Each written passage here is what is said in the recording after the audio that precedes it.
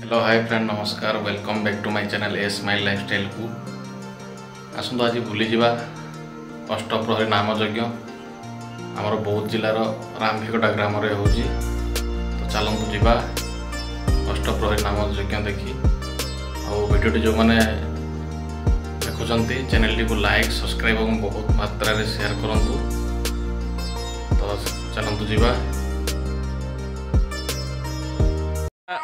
आमे जो गाँव रे नाम हो से गाँव पाखापाखि हो गलु तो आउ केते बाट अच्छी आ राजा केमती लगुच बहुत भल हाँ हाँ तो चलतु जीवा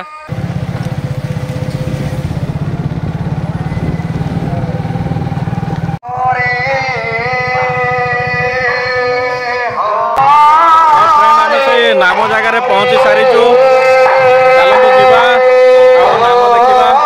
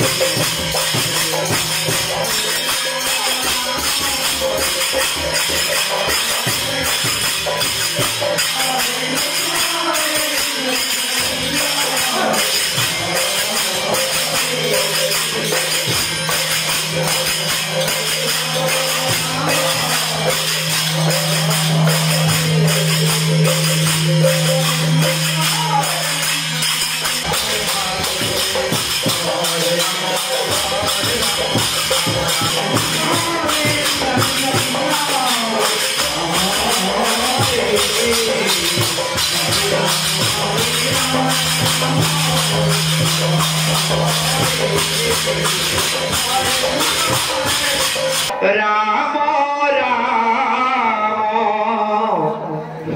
हरे हरे हरे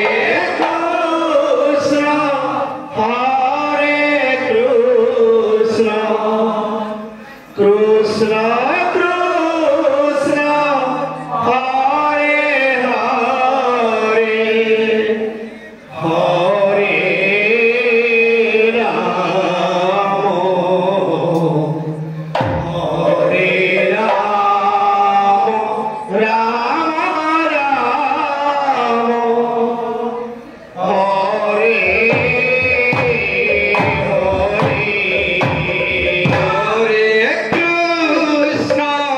ସାଙ୍ଗମାନେ ଆମେ ମହାପ୍ରଭୁଙ୍କୁ ଦର୍ଶନ କଲୁ। ଦର୍ଶନ କରି ସାରିଲା ପରେ ଆମେ ଯଦି ଆପଣମାନେ ଅଷ୍ଟପ୍ରହରୀ ନାମ ଯଜ୍ଞ ଦେଖି ଯାଉଛନ୍ତି ତାହେଲେ ଅଷ୍ଟପ୍ରହରୀ ଭୋଗ ନ ଖାଇବେ ତାହେଲେ ଆଉ ମଜା ଲାଗିବନି।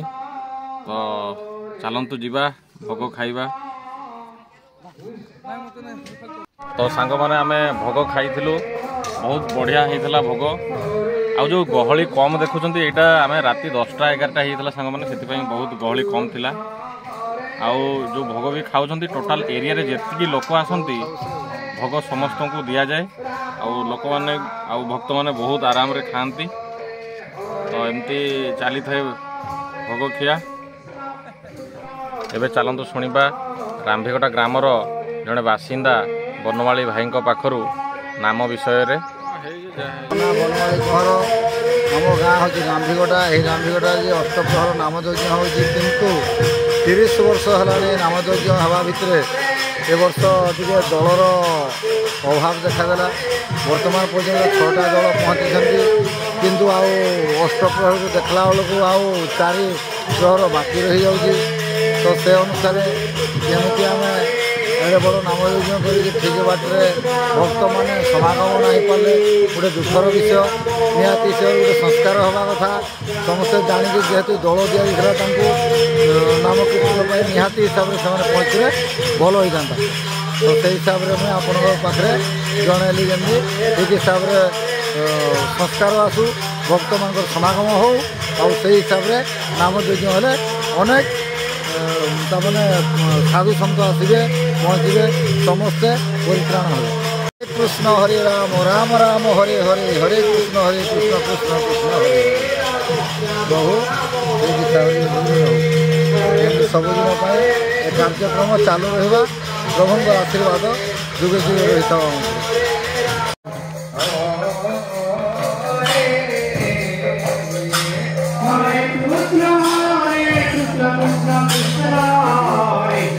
ତ ସାଙ୍ଗମାନେ ଅଷ୍ଟପ୍ରହରୀ ନାମ ସଂକୀର୍ତ୍ତନ ଏଭଳି ଚାଲିଥାଏ ଗ୍ରାମରେ।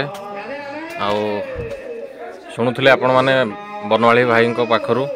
ତ ନିହାତି ଭାବରେ ବଡ଼ ଦୁଃଖର କଥା। ଗୋଟେ ଅଷ୍ଟପ୍ରହରୀ ନାମ ଯଜ୍ଞ ହେଉଛି ମାନେ ଏରିଆର କି ବିଭିନ୍ନ ଏରିଆକୁ ଯାହାକୁ ବି ନିମନ୍ତ୍ରଣ କରାଯାଇଛି ନିହାତି ଭାବରେ ଆସନ୍ତୁ। ଅଷ୍ଟପ୍ରହରୀ ମାନେ 8 ପ୍ରହର, ମାନେ ପ୍ରତ୍ୟେକ ପ୍ରହରକୁ 3 ଘଣ୍ଟା, 38 କି 24 ଘଣ୍ଟା। ସେ ଭାଇ କହୁଥିଲେ ଆମର ଆସିଛନ୍ତି 6ଟା ଦଳ, ମାନେ ଦେଖନ୍ତୁ 4 ଘଣ୍ଟା ତାଙ୍କୁ ନାମ କରିବାକୁ ପଡ଼ିବ। ତ 4 ଘଣ୍ଟା ନାମ କଲେ କେତେ ପରିଶ୍ରମ ପଡ଼େ ଆପଣମାନେ ଜାଣିଥିବେ। ତ ଯାହାକୁ ବି ନିମନ୍ତ୍ରଣ ହେଉଛି ଆପଣମାନେ ଆସନ୍ତୁ। ଆଉ ଅଲଗା ପ୍ରକାର ପ୍ରୋଗ୍ରାମ ହେଲେ ନିହାତି ଯେତେବେଳେ ଯେଉଁଭଳିଆ ଗହଳି ହେଉଛନ୍ତି ସେଇଭଳିଆ ବି ଆପଣମାନେ ଥରେ ହେଲେ ଆଟଲିଷ୍ଟ ଏରିଆରେ ନାମ ହେଉଛି ମାନେ ବୁଲିକି ଯାଆନ୍ତୁ।